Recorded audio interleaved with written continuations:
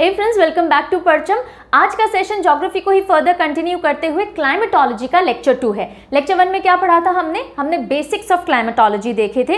क्या होता है climate, how is it different from a weather, climatology और मीटेरोलॉजी में क्या डिफरेंस होता है, और फिर हमने एटमॉस्फेयर के स्ट्रक्चर को समझा था। क्या है एटमॉस्फेयर की डिफरेंट लेयर्स, हर लेयर का क्या रोल होता है अर्थ के ऊपर लाइफ प्रोसेसेस को मैनेज करने में। ओके, और आज के लेक्चर में हम क्या पढ़ेंगे, स्ट्रक्चर पढ़ लिया, आज क्या पढ़ने वाले हैं, आज हम पढ़ेंगे एटमॉस्फेयर के कॉम्पोजिशन के बारे में, यानी कि जो अर्थ का एटमॉस्फेयर है वो बना किन किन चीज़ों से है और हर एक जो एलिमेंट है उस कॉम्पोजिशन का वो क्या रोल प्ले करता है अर्थ पे लाइफ प्रोसेसेस को मैनेज करने में। ना सिर्फ ये, हम ये भी देखेंगे कि जो पूरा क्लाइमेट चेंज हो रहा है आज से कुछ सालों पहले से जो चला आ रहा है, सो ये क्लाइमेट चेंज क्यों हो रहा है, कौन से एलिमेंट्स हैं अर्थ के एटमॉस्फेयर के जो डिस्टर्ब हो रहे हैं, किन रीजन से हो रहे हैं, तो क्लाइमेट चेंज कहाँ, क्यों, कैसे, कब, ये सारी चीज़ें भी आज ही के लेक्चर में डिस्कस करेंगे। सो चलिए स्टार्ट करते हैं lecture 2 of climatology on atmospheric composition.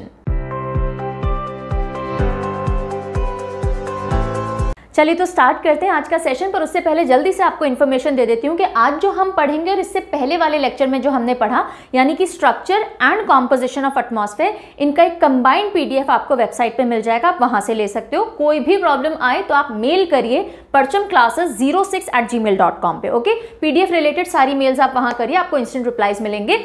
और जैसे ही आप ये लेक्चर कंप्लीट कर लेते हो, आपको जाना है परचम एप्लीकेशन पे, जो कि प्ले स्टोर और एप्पल स्टोर पे अवेलेबल है। अभी तक डाउनलोड नहीं की तो कर लीजिएगा, और वहां पे क्विक रिवीजन टेस्ट आपको देना है। तो जो भी हम इस लेक्चर में पढ़ेंगे उससे रिलेटेड आपको एक छोटा सा रिवीजन टेस्ट मिलेगा, ताकि आप चेक कर पाओ आपको कितना अच्छे से समझ में आया या याद हुआ है। ठीक है, और जिन जिन लोगों ने परचम एप्लीकेशन पे एनुअल पीडीएफ सब्सक्रिप्शन ले रखा है, जिसमें अभी तक के सारे पीडीएफ मिलते हैं और आगे आने वाले 1 साल तक के सारे सब्जेक्ट्स के पीडीएफ मिलते हैं, तो ये जो भी मैं पढ़ा रही हूँ, जो भी whatever other teachers are teaching, उनके पीडीएफ ऑटोमेटिकली ऐड हो जाएंगे। चलिए, सो अब स्टार्ट करते हैं एटमॉस्फेयर क्या है से, और फिर उसके कॉम्पोजिशन पे चलते हैं। तो एटमॉस्फेयर क्या है ब्रीफ में पढ़ते हैं एक स्लाइड में, बिकॉज पहले पढ़ चुके हैं।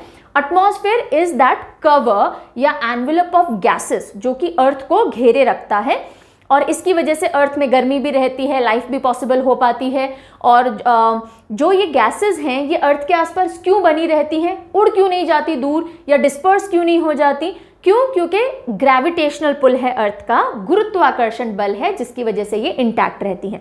अच्छा, मुझे एक और चीज़ बीच में याद आ गई, मैं बता देती हूँ। अभी सब कुछ आप इंग्लिश में देख रहे हो, हिंदी ट्रांसलेटेड पीडीएफ भी बहुत जल्दी आपको वेबसाइट पे मिल जाएंगी।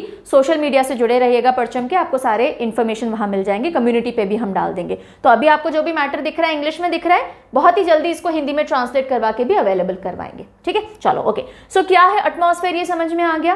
क्या एटमॉस्फेयर कोई पतली सी लेयर है? नो, किलोमीटर्स तक थिकनेस वाली ये लेयर है जो कि अर्थ को घेरे रखती है। चलिए अब हम स्टार्ट करते हैं कॉम्पोजिशन ऑफ एटमॉस्फेयर और देखते हैं कि एटमॉस्फेयर बना किन किन चीजों से है। सो आपको ये तो पता है कि एटमॉस्फेयर में बहुत सारी गैसेस हैं, है ना। उसके अलावा क्या है, वाटर वेपर्स हैं और एरोसोल्स हैं। एरोसोल्स के अंदर डस्ट पार्टिकल आ जाएंगे, वॉल्केनो से जो एशेस निकलती हैं वो आ जाएंगी।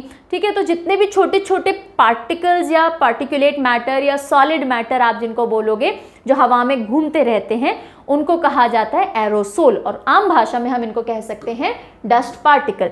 सो our atmosphere is composed of water vapour. Water vapour यानी कि पानी की बिल्कुल माइक्रोस्कोपिक छोटी छोटी बूंदें जो कि भाप बन के जब पानी उड़ता है तो एटमॉस्फेयर में फैलती हैं। So water vapour, mixture of different gases. यहाँ पे मिक्सचर वर्ड बहुत इंपॉर्टेंट है।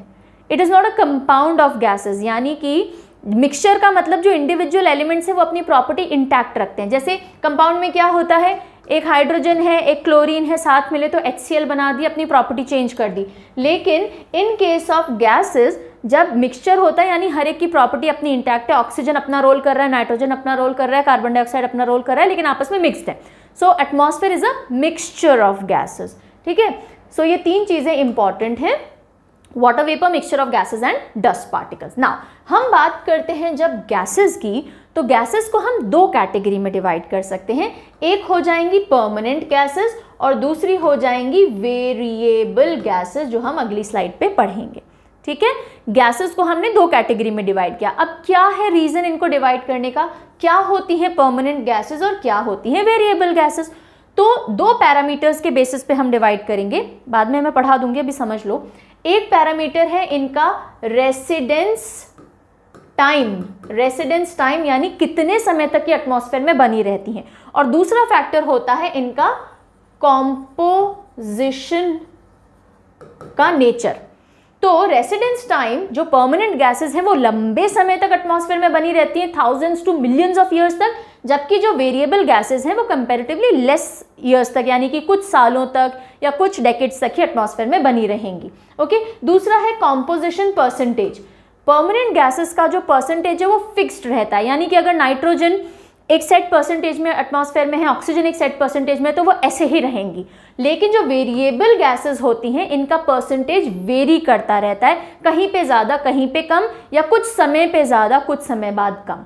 Got it? तो परमानेंट गैसेस अगर आप इंडिया के एटमॉस्फेयर पे देखोगे तो भी वही कॉम्पोजिशन होगा, एंटार्क्टिका के एटमॉस्फेयर पे भी वही कॉम्पोजिशन होगा, लेकिन वेरिएबल गैसेस वेरी करेंगी इंडिया और एंटार्क्टिका में भी, प्लस गर्मियों में भी परमानेंट गैसेस का वही कॉम्पोजिशन होगा, सर्दियों में भी वही होगा। वेरिएबल गैसेस गर्मी, सर्दी, हवा, मतलब पानी, जमीन, इनके हिसाब से वेरी कर सकती है। Got it? तो दो पैरामीटर होते हैं जिनके बेसिस पे हम परमानेंट और वेरिएबल गैसेस को डिफरेंशिएट करते हैं, residence time, another is percentage composition. Got it? इनमें फिक्स होगा, इनमें नहीं होगा, ये लंबे समय तक होगी या कंपैरेटिवली कम लंबे समय तक होगी। यहां तक की बात समझ में आ गई। अब हम सबसे पहले देखेंगे परमानेंट गैसेस को। ठीक है, सो इतना तो मैंने बता दिया। परमानेंट गैसेस में एक परमानेंट कॉम्पोजिशन होता है, इनका रेसिडेंस टाइम भी बहुत ज्यादा लंबा होता है। कौन सी है परमानेंट गैसेस? ये सारी हैं परमानेंट गैसेस जो आपको यहाँ दिख रही हैं। ये एनसीईआरटी में इमेज आपको एज इट इज मिल जाता है, हालांकि इसमें दो त्रुटियां या मिस्टेक्स हैं, गलतियां हैं, छोटी हैं, सिली एरर्स हैं। मैं लिख देती हूँ, वहाँ क्रिप्टो लिखा हुआ है, ये क्रिप्टॉन होगा, और यहाँ पे 001 है, ये 0001 होगा। ठीक है, चलिए एनीवेज यहाँ आ जाओ। सो ये सारी हैं परमानेंट गैसेस, जिनमें ये जो आपको दिख रही हैं ये सब ट्रेस क्वांटिटी में है, यानी बहुत ही कम है। ट्रेस गैसेस आप बोल सकते हो, एटमॉस्फेयर में बहुत कम क्वांटिटी में है।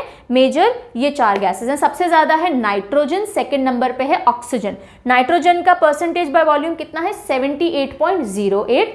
ऑक्सीजन का कितना है? 20.95। तो सबसे ज्यादा प्रोमिनेंट गैस या सबसे ज्यादा गैस कौन सी एटमॉस्फेयर में? नाइट्रोजन है, जबकि हमारे लिए सबसे इंपॉर्टेंट ऑक्सीजन है। 99% इनसे है, बाकी है आर्गन, कार्बन डाइऑक्साइड। नाउ ये बहुत इंपॉर्टेंट पॉइंट है, समझिएगा। कार्बन डाइऑक्साइड ऑल्दो पहले सिर्फ परमानेंट गैस मानी जाती थी, लेकिन अब कार्बन डाइऑक्साइड परमानेंट कैटेगरी में भी आती है और वेरिएबल कैटेगरी में भी आती है। ढंग से समझिएगा इस पॉइंट को। Carbon dioxide is both a permanent gas and a variable gas. How? Permanent इसलिए क्योंकि इसका जो रेसिडेंस टाइम है वो काफ़ी अच्छा खासा है और ये हमेशा एटमॉस्फेयर में रहेगी ही रहेगी। ऐसा नहीं है कि आज है कल गायब हो जाएगी। ठीक है, तो इसलिए it is considered a permanent gas. Variable gas क्यों? क्योंकि इसका जो परसेंटेज कॉम्पोजिशन है वो वेरी कर रहा है। अब धीरे धीरे इसका परसेंटेज बढ़ रहा है एटमॉस्फेयर में, और यही रीजन है कि क्लाइमेट चेंज भी हो रहा है। ठीक है, वन ऑफ द रीजन है। कार्बन डाइऑक्साइड एक मेजर रीजन है, बाकी गैसेस का भी हो रहा है, वो हम देखेंगे वेरिएबल में। So carbon dioxide is both a permanent gas. Why? Because इसका रेसिडेंस टाइम अच्छा है, एंड ऑफ कोर्स ये अभी तक बहुत सालों से टिकी हुई है एटमॉस्फेयर में और टिकी रहेगी, आगे भी कहीं नहीं जाने वाली। लेकिन ये वेरिएबल क्यों कंसिडर की जाती है? क्योंकि अभी आप यहाँ देखिए इसकी कितनी परसेंटेज बताई गई है? 0.036। ये पहले की रिकॉर्डेड परसेंटेज है। अब जो रिकॉर्डेड परसेंटेज है वो कई जगहों पे 0.038 और कई जगहों पे 0.041 भी दर्ज की गई है, और इसी वजह से कार्बन डाइऑक्साइड को वेरिएबल गैस माना जाता है। क्या कारण है CO2 बढ़ने का? हम इंसान, एंथ्रोपोजेनिक फैक्टर है। हम बहुत सारी ऐसी एक्टिविटीज कर रहे हैं, अभी पढ़ेंगे एक एक गैस को डिटेल में, तब देखेंगे। ठीक है, सो ये चीज आपको ध्यान रखनी है। कार्बन डाइऑक्साइड दो is a permanent gas, but now is also a variable gas because इसका परसेंटेज वेरी कर रहा है। उसके अलावा बाकी सारी गैसेज है। Now important, examination point of view से इंपॉर्टेंट, आपको ये सारा सीक्वेंस एज इट इज याद होना चाहिए। यस, पूछा जाता है आपसे डिक्रीजिंग ऑर्डर में या इंक्रीजिंग ऑर्डर में, डिक्रीजिंग में पूछा जाता है यूजली कौन कौन सी परमानेंट गैसेज हैं, तो सेम ऑर्डर में आपको याद होना चाहिए। तो फटाफट से एक छोटा सा निमोनिक ले लेते हैं और याद कर लेते हैं। ये दो तो याद होंगी, नाइट्रोजन एंड ऑक्सीजन। नहीं याद है तो भी कोई प्रॉब्लम नहीं, नो लिख दो, नो। ठीक है, नो। अब एटमॉस्फेयर में हम कार्बन डाइऑक्साइड से ज्यादा परेशान है, बढ़ रही है, तो हमने पूरा जो निमोनिक बनाया उसी के इर्द गिर्द बनाया। नाइट्रोजन ऑक्सीजन नो, फिर हमने बोला अरे कार्बन डाइऑक्साइड नहीं कर, यानी कि आप ऐसा कुछ भी मत करो जिससे कार्बन डाइऑक्साइड बनेगी। हमारा पिक्चर यही है। आपने बोला नो, अरे अरे बोलते ना, अरे उसका अर ले लो, अर कार्बन डाइऑक्साइड नहीं कर। और जिनॉन और हाइड्रोजन आपको सीधे याद रहेंगी। क्यों? क्योंकि शुरू के 2 और लास्ट के 2 तो अच्छे से याद हो जाते हैं, बीच वालों में खिचड़ी बनती है ना। So nitrogen oxygen top 2 gases हो गई, परमानेंट गैसेस। नीचे जिनॉन और हाइड्रोजन आ गए और बीच में क्या आएगा? अर कार्बन डाइऑक्साइड नहीं कर, बस इतना याद रखना है। तो अर से आर्गॉन हो गया, carbon dioxide as it is आ गई, न ही कर, अर कार्बन डाइऑक्साइड नहीं कर, और फिर जिनॉन और हाइड्रोजन आ गया। ठीक है, तो छोटा सा निमोनिक था, होप आपको काम आएगा। अब हम चलते हैं वेरिएबल कंपोनेंट्स पे, और ये वेरिएबल कंपोनेंट्स बहुत खतरनाक हैं, बहुत काम के भी हैं और बहुत खतरनाक भी। खतरनाक इसलिए बिकॉज ये ही सबसे ज़्यादा ग्रीन हाउस इफेक्ट प्रोड्यूस करने में कंट्रीब्यूट करते हैं। क्या है वेरिएबल कंपोनेंट्स, क्या है वेरिएबल गैसेस? मैंने आपको बताया था, जो कि कंपैरेटिवली कम समय तक रहती हैं एटमॉस्फेयर में। लेकिन इसका मतलब ये नहीं 2-3 दिन के लिए रहती हैं, ये भी हंड्रेड्स ऑफ ईयर्स के लिए रहती हैं, पर थाउजेंड्स वाला मामला नहीं है इनके साथ, मिलियंस वाला मामला नहीं है। एंड इनका परसेंटेज वेरी करता रहता है, रहेंगी बट देन वेरी करती रहेंगी, इसलिए इनको वेरिएबल कहा जाता है। जैसे कि वाटर वेपर, अब वाटर वेपर का जो परसेंटेज बाय वॉल्यूम है ये वेरी करेगा, 0% भी हो सकता है कई जगहों पे, और कई जगहों पे अप टू 4% जा सकता है। एवरेज इसका 0.25% माना जाता है, but then it is highly variable. Oceans और इक्वेटर के आसपास बहुत ज्यादा होगा, पोल्स पे कम होगा, हायर ऑल्टीट्यूड पे कम होगा। ठीक है, देन कार्बन डाइऑक्साइड, जैसा कि हमने डिस्कस किया था, और ये अब वेरिएबल क्यों है? बिकॉज इसका परसेंटेज एटमॉस्फेयर में बढ़ रहा है और 0.038 से लेके 0.041 तक पहुंच गया है। Methane is also increasing, CH4 इसका फॉर्मूला है 0.00017, कंपैरेटिवली कम है एटमॉस्फेयर में, पर ये भी इंक्रीज हो रही है। मीथेन भी क्यों होती है, कैसे होती है, वो सब अभी हम देखेंगे। नाइट्रस ऑक्साइड, ओजोन बहुत बड़ा एक गुड गैस भी है और बैड गैस भी है, डिपेंड करता है कहाँ पर है ये भी हम पढ़ेंगे, और ये भी वेरिएबल है, कभी ज़्यादा कभी कम। एंड पार्टिकल्स में डस्ट, सूट एटसेट्रा आ जाता है, जिनको एरोसोल्स भी बोला जाता है। और ये ऑल्दो एटमॉस्फेयर का बहुत थोड़ा सा हिस्सा लिए हुए हैं, बट ये बहुत इंपॉर्टेंट रोल प्ले करते हैं प्रेसिपिटेशन, क्लाउड फॉर्मेशन में और गर्मी वगैरह से रिलेटेड। ये सब कुछ पढ़ेंगे, अभी एक एक करके पढ़ेंगे, फटाफट देख लेते हैं। अब जैसे ही मैंने कहा कि ये सारे वेरिएबल कंपोनेंट्स कौन कौन से हैं इसमें, water vapour, carbon dioxide, methane, nitrous oxide और डस्ट पार्टिकल्स या एरोसोल्स, और एक और चीज कौन सी है, ओजोन। ये सारे हैं आपके variable elements in the atmosphere, और ये सब ग्रीन हाउस गैसेस भी आप इनको बोल सकते हो, या ग्रीन हाउस इफेक्ट क्रिएट करते हैं। क्या होता है ग्रीन हाउस इफेक्ट? आपको इतना पता होगा कि अर्थ का एटमॉस्फेयर है, उसमें गर्मी रोक लेते हैं, पर कैसे, क्यों? तो वो समझिए, जो अर्थ का हमारा एटमॉस्फेयर है ना, सन से जो रेज आती हैं वो होती हैं शॉर्ट वेवलेंथ वाली। हमारा एटमॉस्फेयर का जो पूरा एनवेलप है वो उन शॉर्ट वेवलेंथ्स को आने देता है अंदर। जैसे ही वो अर्थ से टकराती हैं, कुछ तो एब्जॉर्ब हो जाती हैं, गर्मी प्रोड्यूस करती हैं, कुछ रिफ्लेक्ट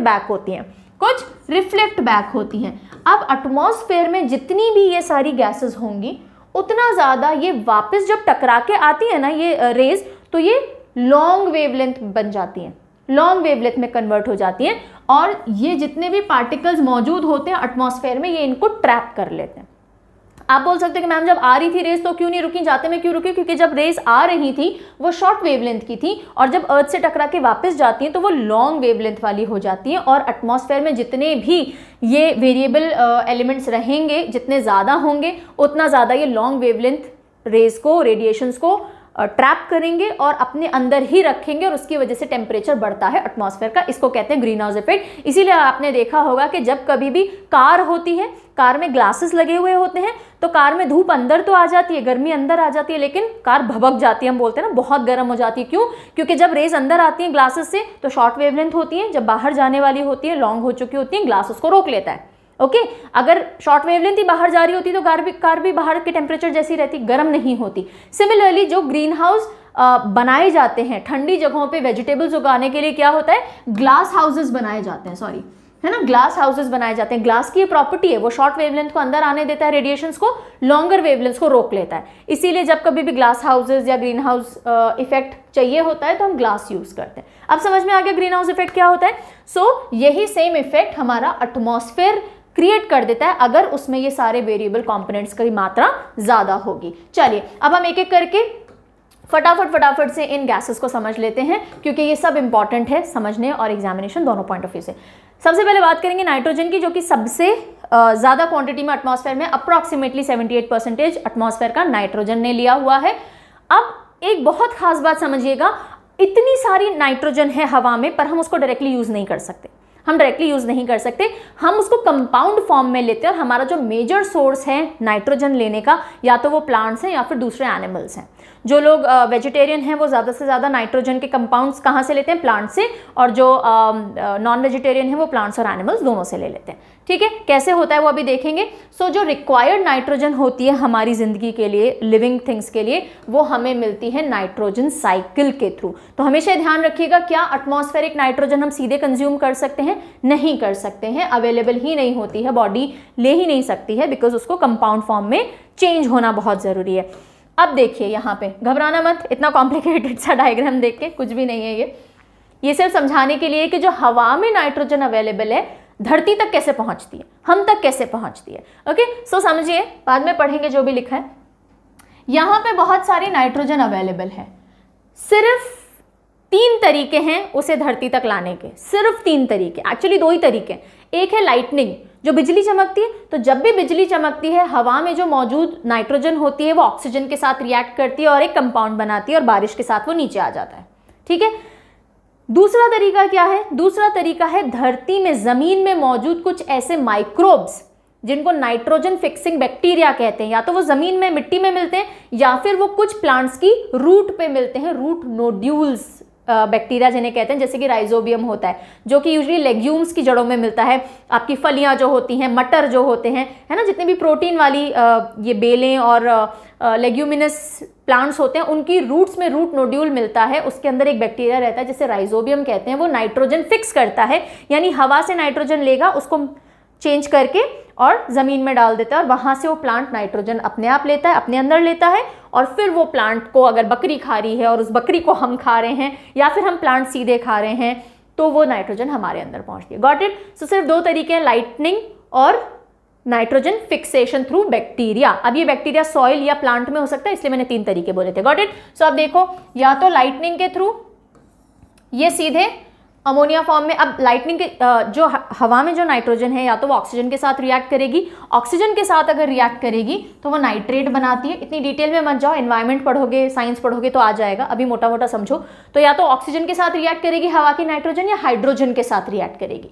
हाइड्रोजन के साथ रिएक्ट करेगी तो अमोनिया बना लेगी, वरना नाइट्रेट्स बना लेगी। ठीक है, सो कुछ नहीं समझना है, इसे इतना देखो कि हवा में जो नाइट्रोजन है वो हम तक कैसे पहुंचती है। या तो नाइट्रोजन फिक्सेशन के थ्रू पहुंचती है, नाइट्रोजन साइकिल के थ्रू पहुंचती है, या तो लाइटनिंग से वो फिक्स होगी और धरती तक आएगी पानी के थ्रू, या फिर बैक्टीरिया हैं जो उनको फिक्स करेंगे। तो देखो, रूट नोड्यूल में बैक्टीरिया रहता है या मिट्टी में बैक्टीरिया रहता है, ये इसको कन्वर्ट कर देते हैं। या अगर अमोनिया में कन्वर्ट किया है तो फर्दर कुछ बैक्टीरिया होते हैं जो इनको नाइट्राइट और नाइट्रेट में कन्वर्ट करते हैं। ये जो प्लांट्स हैं, ये इस नाइट्रोजन को, ये जो नाइट्रेट्स हैं, इनको एब्जॉर्ब करते हैं। प्लांट को एनिमल ने खाया तो ठीक है, नहीं तो प्लांट को हमने खाया तो ठीक है। ये तो हुआ कि एटमॉस्फेयर से नाइट्रोजन हमने ले ली। अब हमने ली है तो हमें लौटानी भी पड़ेगी, तभी तो एक बैलेंस बनेगा। तो हम लौटाते किस किस तरीके से हैं? अगर ये प्लांट्स डिकम्पोज होते हैं तो इनमें से नाइट्रोजन वापस चली जाती है, प्लांट्स या एनिमल जो भी मरते हैं तो नाइट्रोजन वापस पहुंच जाती है, हमारे बॉडी की जो भी नाइट्रोजन है। उसके अलावा फॉसिल फ्यूल्स जो होते हैं, जब हम वो जलाते हैं तो नाइट्रोजन ऊपर पहुंच जाती है। ठीक है, सो वापस लौटने के तरीके क्या क्या हैं? देखो, एमिशंस, जो भी हमने कंबस्शन किया, कुछ फ्यूल्स व्यूल्स जलाए तो नाइट्रोजन ऊपर पहुंच गई। कुछ ऐसे बैक्टीरिया होते हैं जो डीनाइट्रिफिकेशन करते हैं, जैसे कुछ बैक्टीरिया नाइट्रिफिकेशन करते हैं, नाइट्रोजन फिक्स करते हैं, कुछ बैक्टीरिया नाइट्रोजन वापस भी पहुंचाते हैं एटमॉस्फेयर को। तो इस तरह से पूरी नाइट्रोजन साइकिल एक बैलेंस फॉर्म में चलती रहती है। तो अब यहाँ पे देख लो, अब फटाफट से समझ में आ जाएगा एटमॉस्फेयर में से रिमूव कैसे होती है, यानी कि सिंक कहाँ कहाँ होती है। सो नाइट्रोजन फिक्सिंग बैक्टीरिया के थ्रू या लाइटनिंग के थ्रू, और रिटर्न कैसे होती है, यानी कि नाइट्रोजन का सोर्स क्या होता है बैक टू द एटमॉस्फेयर का। तो बायोमास कंबस्शन, जो आप जलाते हो, इंसान को जलाओ, पेड़ को जलाओ, फ्यूल को जलाओ, या फिर डीनाइट्रिफिकेशन जो बैक्टीरिया करते हैं। ठीक है, चलिए अब हम आ जाते हैं ऑक्सीजन पे। ऑक्सीजन हमारे लिए बहुत इंपॉर्टेंट है, लेकिन ये सेकेंड रेडिली अवेलेबल गैस है एटमॉस्फेयर में। रफली 21% ऑक्सीजन हवा में मौजूद है, और कुछ भी जलाना है, सांस लेनी है, जिंदा रहना है इंसानों को, तो ऑक्सीजन की ज़रूरत है। और ऑक्सीजन भी ऑक्सीजन साइकिल के थ्रू ही मेंटेन रहती है। हवा से हम ऑक्सीजन कैसे लेते हैं और कैसे पहुंचाते हैं आपको पता है। ये पता है, फोटोसिंथेसिस और रेस्पिरेशन वाली साइकिल ना सबको पता है। अगेन ये कॉम्प्लेक्स साइकिल है बिकॉज इसमें ऑक्सीजन, कार्बन डाइऑक्साइड और हाइड्रोजन तीनों साइकिल दिखा रखी है। हमें सिर्फ ब्लैक लाइन पे फोकस करना है, ठीक है। तो जो ऑक्सीजन हवा में मौजूद है वो आप तक कैसे पहुंचती है, कैसे पहुंचती है? यू ब्रीद इन ऑक्सीजन, आप हवा की ऑक्सीजन ले सकते हो, and you breathe out carbon dioxide. तो सीधे सीधे एक तो रेस्पिरेशन से आपको मिल जाती है ऑक्सीजन। दूसरा, जो पेड़ हैं वो जब फोटोसिंथेसिस करते हैं तो वो कार्बन डाइऑक्साइड लेते हैं और ऑक्सीजन बनाते हैं, वो ऑक्सीजन आप कंज्यूम कर लेते हो, है ना। सो आप बेसिकली यहाँ से देखो, ये एटमॉस्फेरिक ऑक्सीजन है। ये एटमॉस्फेरिक ऑक्सीजन कौन कौन यूज करेगा? जब आप कुछ भी चीज जलाते हो तो ऑक्सीजन की मौजूदगी में ही जलेगा, ऑक्सीजन नहीं होगी तो नहीं जलेगा, पेपर भी नहीं जलेगा, है ना। तो बायोमास कंबस्शन जब आप कर रहे हो, या आप जब फॉसिल फ्यूल पेट्रोल जलाओ या कुछ भी जलाओ, है ना, तो आपको ये चाहिए। जो एनिमल्स हैं उनको रेस्पायर करने के लिए, एनिमल्स में हम भी आ जाते हैं, तो हमें रेस्पिरेशन के लिए ऑक्सीजन चाहिए, वो हम एटमॉस्फेयर से लेते हैं। और जब प्लांट्स एनिमल्स सड़ रहे होते हैं तो भी ऑक्सीजन चाहिए उनको डिकम्पोज करने के लिए, है ना। कुछ केसेस में एनारोबिक कंडीशंस में भी होता है यानी विदाउट ऑक्सीजन, और कुछ केसेस में ऑक्सीजन कंडीशंस में भी होता है। तो ये 4 तरीके से हम ऑक्सीजन खींच रहे होते हैं। अब ये जो हम ऑक्सीजन ले रहे हैं, ये ऑक्सीजन वापस कैसे पहुंचती है एटमॉस्फेयर में? सबसे मेजर रोल कौन प्ले करता है? प्लांट्स प्ले करते हैं। और उसमें भी अगर आप देखें तो ओशन की जो एल्गी होती है, जिसे आप एल्गी भी बोलते हो, ALGAE, तो ये जो ओशन की एल्गी होती है ये सबसे मेजर रोल प्ले करती है ऑक्सीजन को वापस पहुंचाने में थ्रू फोटोसिंथेसिस। तो देखो ये जो रिप्लेनिश हो रहा है ना, सिर्फ 2 जगह से रिप्लेनिश हो रहा है, यहाँ पे ये एल्गी है और यहाँ पे ये प्लांट्स हैं, ग्रीन प्लांट्स, और ये फोटोसिंथेसिस के थ्रू ऑक्सीजन वापस पहुंचाते हैं। ये हो गई सिंपल सी ऑक्सीजन साइकिल। ओके, अब समझ लो। सो ऑक्सीजन एक्सचेंज होता है एटमॉस्फेयर में, लाइफ प्रोसेसेस उसी से चलते हैं। फोटोसिंथेसिस से ऑक्सीजन वापस पहुंचती है और रेस्पिरेशन से हम ऑक्सीजन खींचते हैं। 2 मेजर तरीके होते हैं। अब फोटोसिंथेसिस ऑक्सीजन बनाता है, रेस्पिरेशन में ऑक्सीजन चाहिए रहती है, ये सिंपल बात लिखी हुई है। अब ये इंपॉर्टेंट है, वाटर्स ऑफ द वर्ल्ड जो हैं वो मैक्सिमम ऑक्सीजन जनरेट करते हैं बायोस्फीयर में।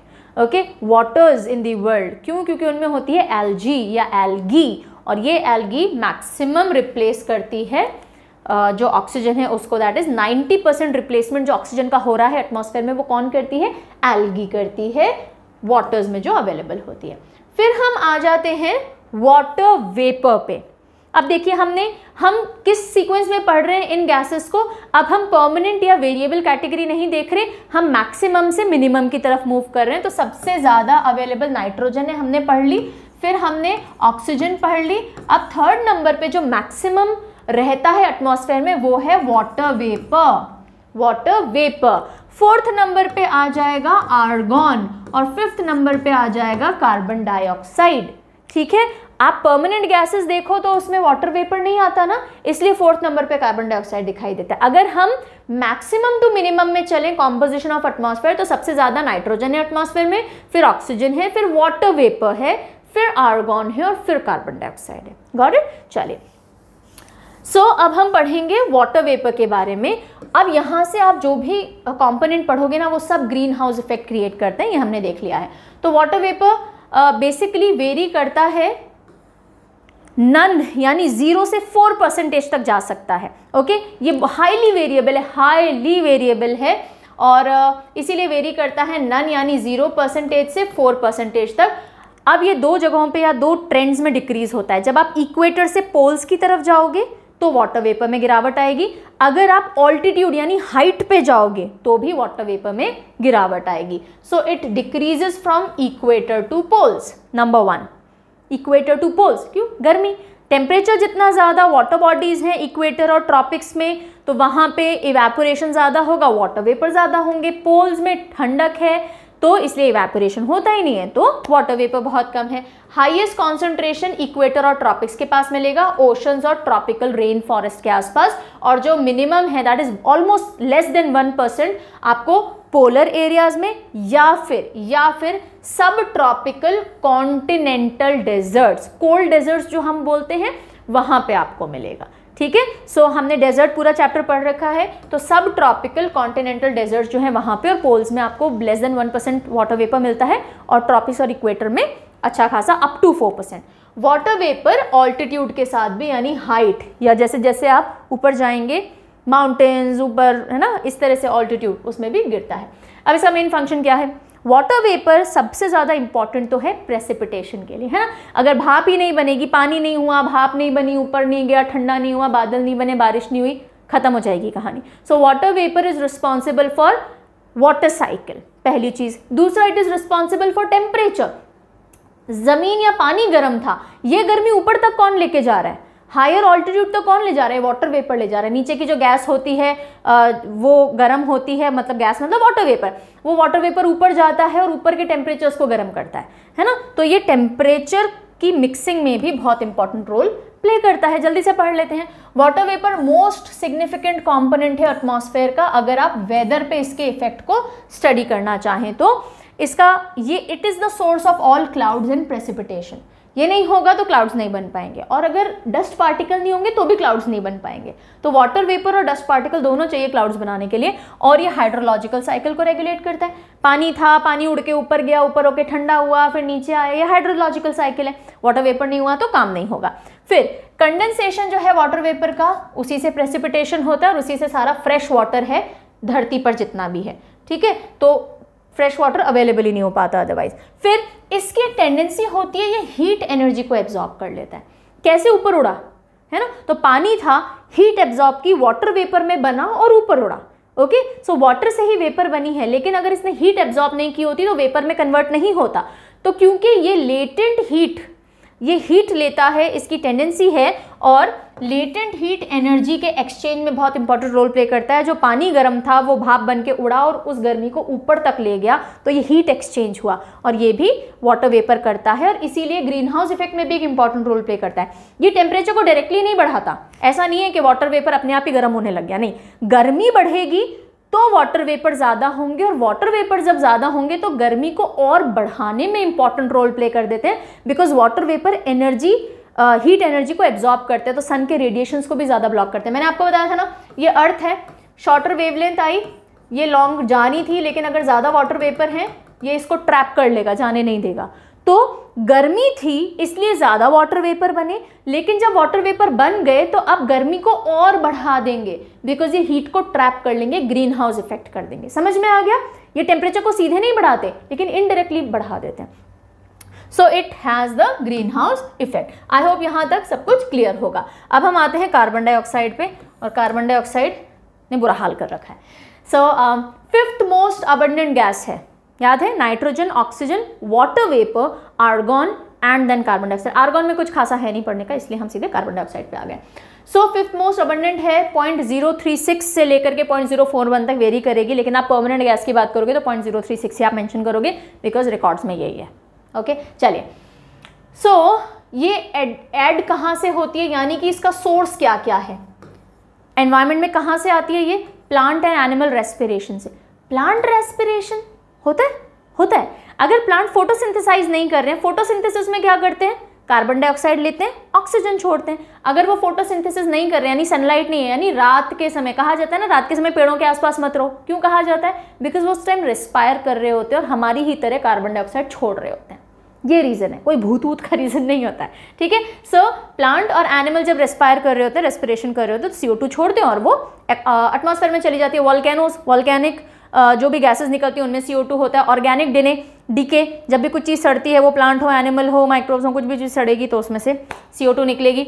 और अगर कंप्लीट डीकेइंग नहीं होती है या कंप्लीट कंबस्शन नहीं होता है तो मीथेन भी निकलती है। कंबस्शन यानी किसी चीज़ का जलाना, फॉसिल फ्यूल जला रहे हो, लकड़ी जला रहे हो, आग जला रहे हो, आग कैसे, पेपर जला रहे हो, कंडे जला रहे हो गोबर के, तो इन सबको कंबस्शन बोलते हैं, और उससे भी जो धुआं निकलता है उसमें CO2 होता है, और इनकम्प्लीट कंबस्शन में मीथेन भी होता है, ठीक है। सो ये सारे रीजन से या तरीकों से कार्बन डाइऑक्साइड ऐड होती है, और इसके सिंक क्या है, यानी कि ये एटमॉस्फेयर से कम कैसे होती है? Photosynthesis is the major thing. इसलिए पेड़ लगाओ, पेड़ लगाओ, पेड़ लगाओ कहा जाता है, because trees play a very crucial role in this carbon dioxide cycle maintenance and water cycle maintenance and oxygen cycle maintenance, ठीक है। और दूसरा है oceans also take up a lot of oxygen, algae and everything, okay। चलिए, and through the ocean currents also, वो सब हम आगे देखेंगे। So now अब हमें देखना है ग्रीन हाउस से रिलेटेड, ये आपने कॉन्सेप्ट समझ लिया है इसलिए फटाफट से देख लो। कार्बन डाइऑक्साइड एक इंपॉर्टेंट ग्रीन हाउस गैस है, क्यों? क्योंकि हीट को एब्जॉर्ब कर लेगी और अपने तक रखेगी और टेम्परेचर बढ़ा देगी, गर्मी को बाहर नहीं जाने देती, उसी तरह से जैसे वाटर वेपर करता है, सेम है, ठीक है। सो इट हैज, पहली चीज तो ये देखो कार्बन डाइऑक्साइड का रेसिडेंस टाइम कितना है, 150 ईयर्स। 150 ईयर्स तक कम से कम ये उसी कॉन्सेंट्रेशन में एटमॉस्फेयर में रह सकती है, और इसका जो वॉल्यूम है ओवर द लास्ट 300 ईयर्स 35% बढ़ चुका है, ओके। और पिछले 100 सालों में इसके इंक्रीज्ड परसेंटेज का प्रोमिनेंट असर दिखने लग गया है ग्लोबल वार्मिंग के थ्रू। और ग्लोबल वार्मिंग क्यों होती है? ग्रीन हाउस इफेक्ट की वजह से होती है, ठीक है। एटमॉस्फेयर गर्म हो गया, उसका असर फिर आपके ग्लेशियर्स पे पड़ता है, आपकी पूरी लाइफ साइकिल पे पड़ता है और बहुत प्रोमिनेंट हो जाता है। और इसका मेन रीजन है एंथ्रोपोजेनिक, यानी कि ह्यूमन इंड्यूस्ड फैक्टर्स। हमने क्या बढ़ा दिया? हमने फॉसिल फ्यूल्स की बर्निंग बढ़ा दी, और बहुत इंपॉर्टेंट, हमने डिफॉरेस्टेशन शुरू कर दिया। पहले जंगल ही जंगल थे, अब हमें बसना है, हमें फैक्ट्रीज लगानी है, घर बनाने हैं, हमें बहुत सारे जानवर पालने हैं, तो हमने रैंचेस बना दिए, हमने खेती करने के लिए सारे जंगल काट दिए। तो इन सब का असर क्या दिख रहा है? इन सब से जो कार्बन डाइऑक्साइड का इंटेक था वो कम हो गया। क्यों? क्योंकि फोटोसिंथेसिस रिड्यूस हो गया, सो इसके चलते सीधा सीधा असर आ रहा है। और हमने प्लस फॉसिल फ्यूल वगैरह की बर्निंग शुरू कर दी, हम हीट प्रोड्यूस कर रहे हैं, फैक्ट्रीज में हो रहा है, इंडस्ट्रीज में हो रहा है, अदरवाइज हो रहा है motorcycles, motor bikes, cars, this and that. So इन सब के चलते CO2 तो बढ़ रहा है और प्लांट्स कट रहे हैं तो ऑक्सीजन घट रहा है, और यही सारा चक्कर है कि ग्रीन हाउस इफेक्ट और ग्लोबल वार्मिंग पिछले 100 सालों में बहुत ज़्यादा बढ़ गई है। अगली गैस पे हम आते हैं विच इज़ ओजोन। O3 जो मॉलिक्यूल होता है उसको, ये है इसका सिंबल ओजोन का, O3। O2 is oxygen, O3 is ozone. अब ओजोन हमने पहले पढ़ा था कि ओजोन कहाँ पे, कौन सी लेयर में मिलती है। आज मैंने आपसे कोई भी क्वेश्चन नहीं किया इस पूरे वीडियो में ना, चलो कोई बात नहीं, आज की वीडियो को नो क्वेश्चन वीडियो रखते हैं। सो ओजोन कहाँ मिलती है? Troposphere, stratosphere. स्ट्रेटोस्फेयर में मिलती है, वेरी गुड। कौन कौन सी लेयर्स होती हैं? Troposphere, stratosphere, mesosphere, thermosphere, exosphere. So stratosphere में ओजोन लेयर होती है, और इसका मेन काम क्या होता है? यूवी रेडिएशंस को एब्जॉर्ब करना, और हम तक ट्रोपोस्फेयर तक नहीं आने देती है। इसलिए कौन सी ओजोन होगी? गुड या बैड? Good ozone. तो यहाँ पे हम पहले पढ़ेंगे गुड ओजोन के बारे में। ये स्ट्रेटोस्फेयर में मिलती है और 97 to 99% ऑफ यूवी रेडिएशंस को ब्लॉक कर देती है, ठीक है। लेकिन हाल ही के कुछ सालों में देखा गया है कि स्ट्रेटोस्फेरिक ओजोन में कमी आई है, यानी कि कम होती जा रही है। ये क्या कारण है? हम क्लोरोफ्लोरोकार्बन्स की वजह से, जिनको हम CFC भी बोलते हैं, जो कि रेफ्रिजरेटर की गैस में होती है, जो हम स्प्रेज लगाते हैं, डिओड्रेंट्स एंड ऑल, उनमें भी होती है। सो CFCs के चलते ये ओजोन लेयर डिप्लीट होती जा रही है। कैसे हो रही है वो अभी हम देखेंगे। और 65 डिग्री नॉर्थ से 65 डिग्री साउथ लैटिट्यूड वाला जो पूरा एरिया है ना, 65 डिग्री नॉर्थ से 65 डिग्री साउथ वाला जो पूरा एरिया, उसकी स्ट्रेटोस्फेरिक ओजोन में बहुत ज़्यादा गिरावट देखने को मिली है। अप टू 3% डिक्रीज दर्ज हुआ है। इट इज़ अ ह्यूज, ये मत समझिएगा 3% ही तो है, नहीं, इसका बहुत ह्यूज इंपैक्ट होता है। यूवी रेडिएशन एब्जॉर्ब नहीं हो रही, वो ट्रोपोस्फेयर तक आएंगी। हमारे अंदर जितने भी कैंसर हैं उनका एक मेजर सोर्स बनती हैं, स्किन इरिटेशंस, इन सब चीज़ों में यूवी रेडिएशंस हार्मफुल होती हैं। और लेट 1970s से साइंटिस्ट ने देखा है कि ओजोन होल डेवलप होने लग गया। डिप्लीशन हो रहा था, वो तो हो ही रहा था। एंटार्क्टिका वाले रीजन पे, जो आपको ब्लू ब्लू रीजन दिख रहा है, purple blue, this is the hole. Antarctica वाले रीजन पे जितनी भी ओजोन थी उसमें होल हो चुका है, उस लेयर में, ट्रोपोस्फेयर में, और सीधे यूवी रेडिएशंस धरती तक आ रहे हैं, ओके। और ये होल क्लोज एंड ओपन होता रहता है, this is a seasonal thing, अभी इसके बारे में भी हम पढ़ेंगे। बट देन ओजोन होल अपने आप में एक बहुत मेजर कंसर्न बन गया है। चलिए अब हम आते हैं उस रिएक्शन पे जो मैंने आपको कहा था कि समझेंगे कैसे ओजोन बनती है। अच्छा, एक चीज समझिएगा कि ओजोन का बनना या टूटना एक नेचुरल फिनोमिनन है। ऐसा नहीं है कि ओजोन परमानेंटली बनी हुई रहती है, ओजोन मॉलिक्यूल ब्रेक ही नहीं होते होंगे या डिस्ट्रक्ट नहीं होते होंगे। नो, ये बनते और डिस्ट्रक्ट होते रहते हैं, लेकिन एक विशियस सर्कल की तरह, कंटिन्यूस सर्कल की तरह ये काम साइकिल की तरह चलता रहता है। इसलिए ओजोन इंटैक्ट रहती है, लेयर इंटैक्ट रहती है। कैसे होता है देखिए, ये एक ऑक्सीजन मॉलिक्यूल है O2। जब ये हाई एनर्जी रेडिएशन यूवी के साथ में रिएक्ट करता है तो ये ब्रेक हो जाता है फ्री रेडिकल्स में, दैट इज ऑक्सीजन एटम्स के अंदर। ये हाईली अनस्टेबल होते हैं क्योंकि इनकी टेंडेंसी होती है जुड़ने की, राइट। तो ये हाईली अनस्टेबल जो एटम है या जो रेडिकल है, फ्री रेडिकल, हर एक फ्री रेडिकल क्या करेगा, फर्दर एक ऑक्सीजन मॉलिक्यूल के साथ रिएक्ट करेगा और O3 बना देगा, ओजोन बना देगा। ये वाला फ्री रेडिकल भी एक और ऑक्सीजन के साथ रिएक्ट करके इसने भी O3 बना दिया। तो आप देखो 1, 2 and 3 ऑक्सीजन मॉलिक्यूल लगते हैं 1 and 2 ओजोन मॉलिक्यूल बनाने के लिए। यही यहाँ पे पूरी इक्वेशन लिखी हुई है। अब कहानी यहाँ खत्म नहीं होती, ऐसा नहीं है जो ओजोन मॉलिक्यूल बन गया वो हमेशा बना ही रहेगा, नो, ये फर्दर जो रिएक्शन है वो ऐसे कैरी ऑन होता है। ये जो O3 है ये फर्दर UV की प्रेजेंस में ब्रेक होगा O2 plus free radical O के अंदर।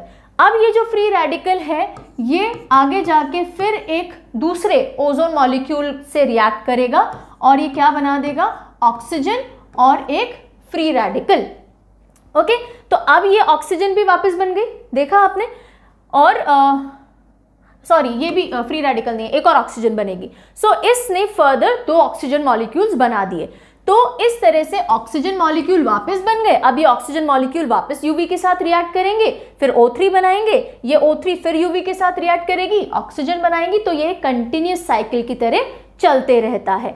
ये था नेचुरल प्रोसेस ओजोन के बनने और डिस्ट्रक्ट होने का। प्रॉब्लम कहाँ आती है, CFCs जैसे ही एटमॉस्फेयर के अंदर आ जाते हैं। आप स्प्रे करते हो, स्प्रे के साथ जब विंड करंट्स होते हैं वो धीरे धीरे उड़ते उड़ते ऊपर पहुंच जाते हैं। ऊपर जब जाते हैं तो वहां पे ये ओजोन के साथ, ओजोन लेयर के आसपास पहुंच के UV रेडिएशंस के साथ में रिएक्ट करते हैं। हाई एनर्जी UV रेडिएशन जब CFCs के साथ रिएक्ट करती है तो Cl बनता है। ये Cl हाईली रिएक्टिव है, ये ओजोन के मॉलिक्यूल के साथ रिएक्ट करके ClO और O2 यानी ऑक्सीजन बना देता है।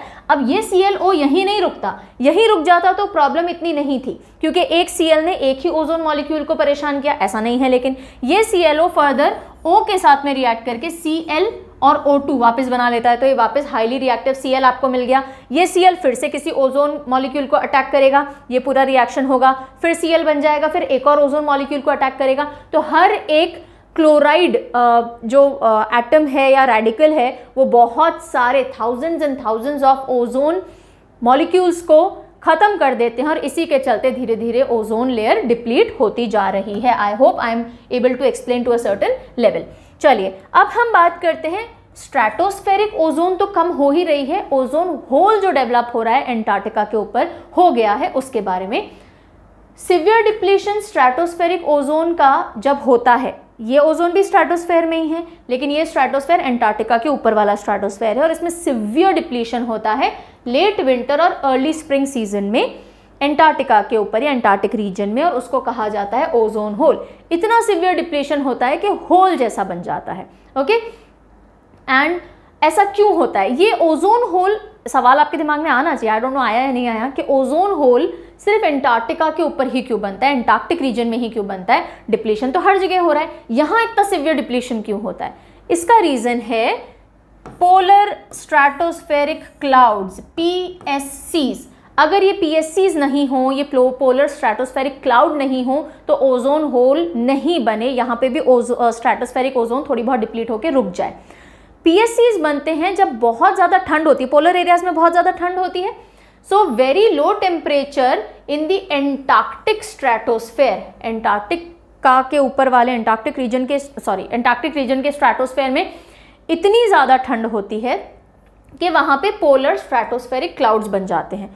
और ये जो रिएक्शन होता है ओजोन का, डिप्लीशन का, अच्छा अब आप बोलोगे कि मैम ये सारे जो एरोजोल्स हैं, एंटार्क्टिका में तो इतने लोग रहते ही नहीं है, वहाँ पे इतने सारे क्लोरोफ्लोरोकार्बन्स कैसे पहुँच गए? ये विंड करंट से पहुँचते हैं। जब हम देखेंगे विंड करंट्स पढ़ेंगे तो यहाँ पे अधिकतर सेंटर में, अर्थ के सेंटर में अधिकतर आबादी बसी हुई है, ट्रॉपिक्स में एंड सब ट्रॉपिक्स में, पोलर्स में नहीं बसी हुई, लेकिन विथ विंड करंट्स ये सारे CFCs ऊपर तक पहुँच जाते हैं।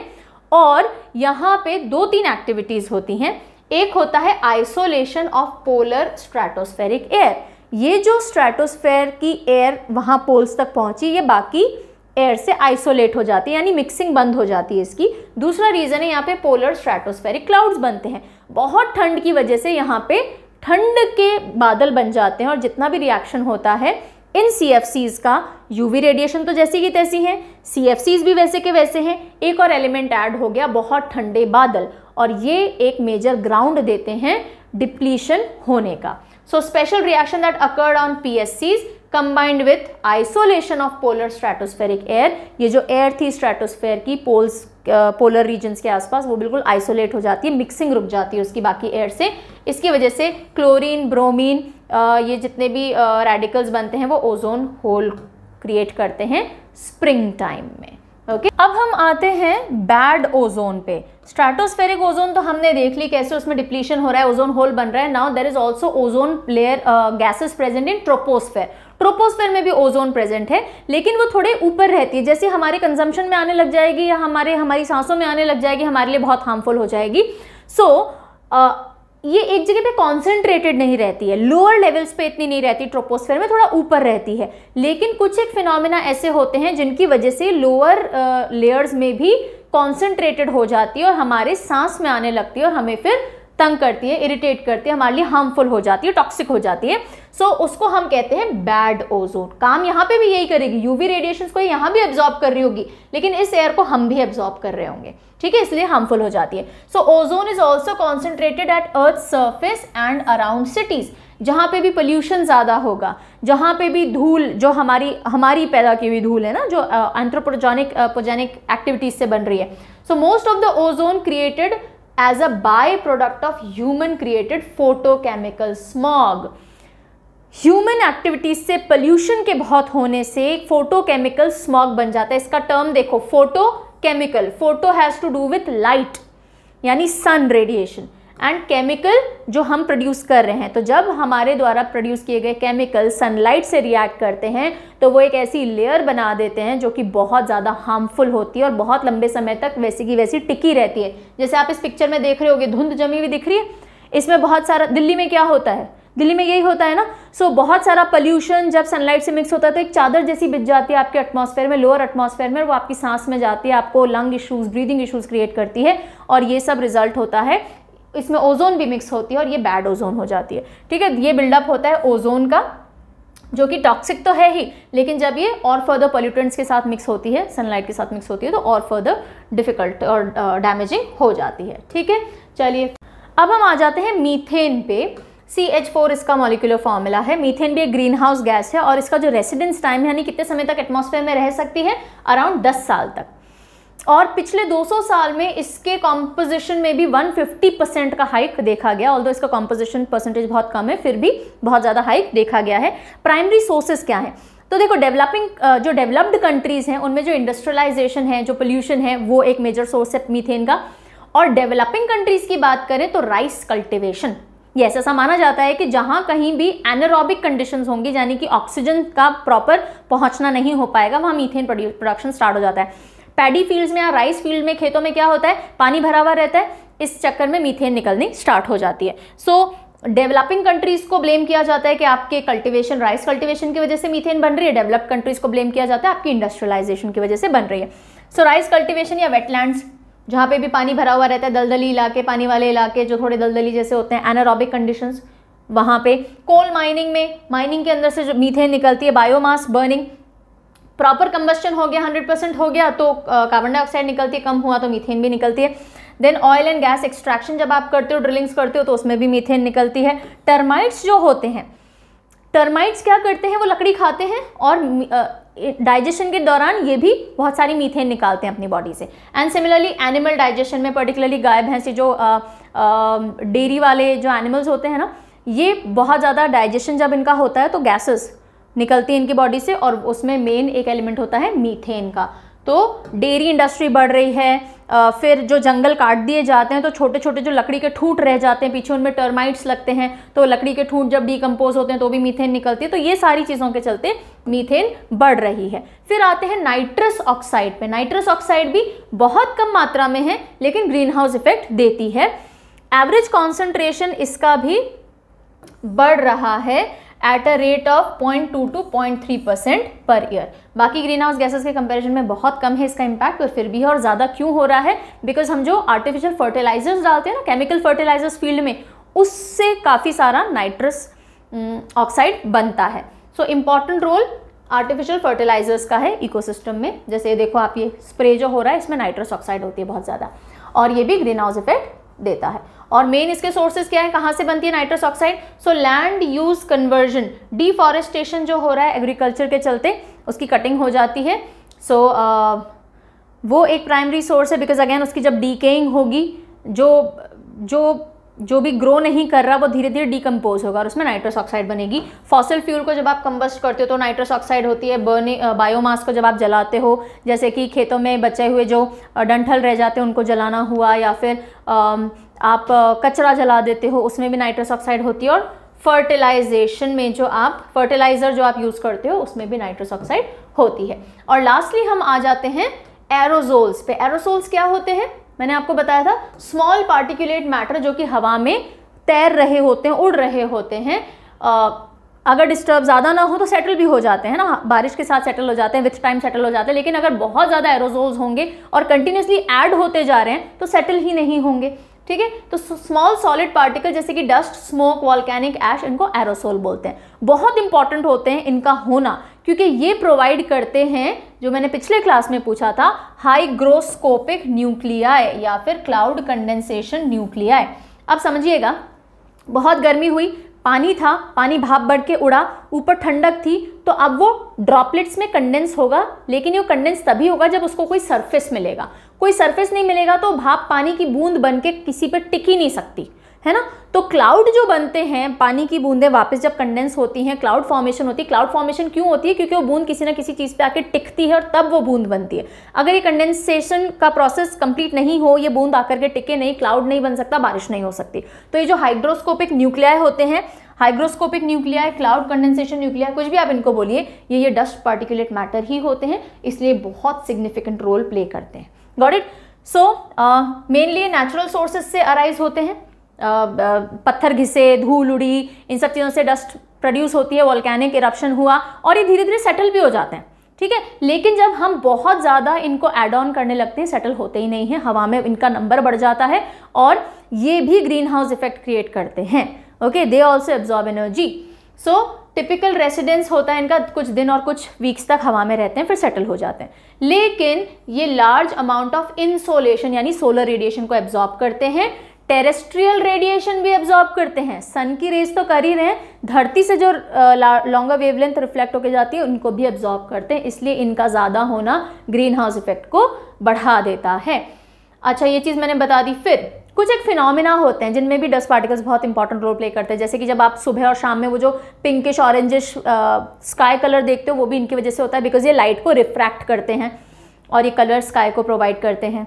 ठीक है, so this is the importance also. और अगर हम हमारी ह्यूमन एक्टिविटीज़ से एरोसोल्स बढ़ा देंगे, जैसे कि मैंने बताया, हम स्प्रेज में, फ्रिज एक्सेट्रा में की गैसेज में ये सब होते हैं, तो भी प्रॉब्लम बढ़ जाएगी। तो ये था आज का सेशन, बहुत डिटेल में ढंग से समझाने की कोशिश किया, रियली होप समझ में आ गया होगा।